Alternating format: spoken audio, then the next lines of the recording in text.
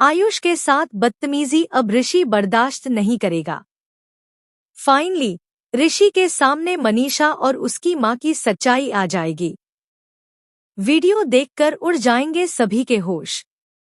भाग्य लक्ष्मी का आने वाला ट्विस्ट बेहद धमाकेदार होने वाला है। अब जब अंत आता है तो इंसान अपने आप से कुछ ऐसा बोल ही देता है जिससे उसका सच बाहर आ ही जाता है। यही हुआ है मलिष्का और किरण के साथ भी। यहाँ मलिष्का और उसकी मां ने सारी हदें पार कर दी हैं। जी हाँ, बदतमीजी की सारी हदें पार कर दी गई हैं।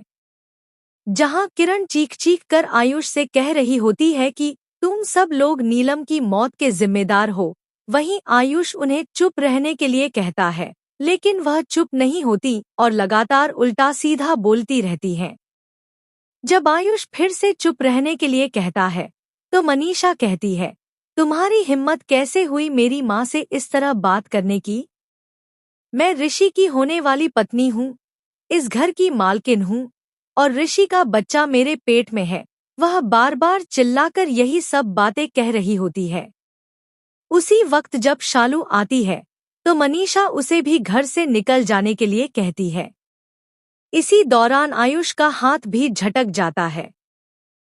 यानी आयुष के साथ हो रही बदतमीजी साफ दिखा रही है कि अब मलिष्का और उसकी मां का अंत करीब है, क्योंकि उनका असली रूप धीरे धीरे सबके सामने आ चुका है। वहीं आंचल ने जो नेहा नाम की डिटेक्टिव को हायर किया था, उसकी बातों से भी आंचल को मलिष्का और उसकी मां पर शक होने लगता है। जब पुलिस लक्ष्मी को ले जाने के लिए तैयार होती है, तभी एक बड़ा ट्विस्ट आता है। दरअसल घर की नौकरानी और नेहा मिलकर एक बहुत बड़ा खुलासा करती हैं। एक वीडियो ऋषि को दिखाई जाती है जिसमें साफ साफ मलिष्का अपना गुनाह कबूल करती है। इतना ही नहीं, वह बताती है कि उसके पेट में बलविंदर का बच्चा है और नीलम गोयल को भी उसी ने मारा, क्योंकि उन्हें उसकी सच्चाई पता चल गई थी।